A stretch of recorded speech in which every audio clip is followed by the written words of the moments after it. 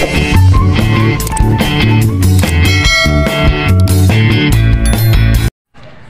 video mga idol, so dumating nga yung bills ko nung nakaraang araw.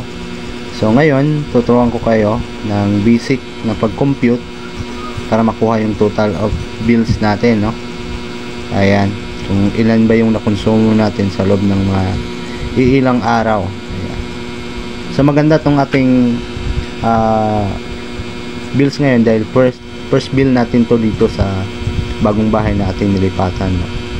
So mula nung June 11 to June 18 nakapag-consume ako ng 5 kWh, no? Ayan, yung current trading ko. Ito yung nagamit ko.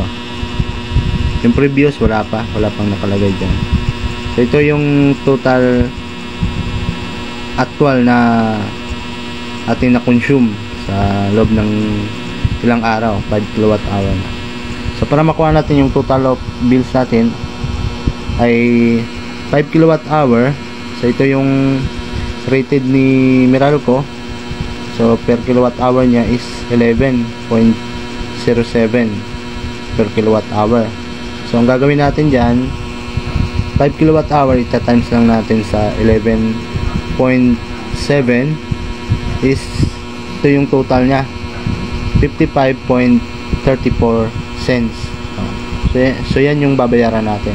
So kailangan pa rin natin ito bayaran tong 34 cents kasi kapag di natin babayaran yan, so mapupunta pa rin yan doon sa next nating bill. So baka magtaka kayo na tumaas siya konti, no? So mas mainam na huwag niyo itong kalimutang bayaran. So yun lang mga idol, ganun lang kasimple. So ito part 1. So next nating bill gagawa tayo ng video para mas masundan nyo, no? So itong video na to ay paalala para sa mga baguhan. So okay, thanks for watching mga idol. Bye bye.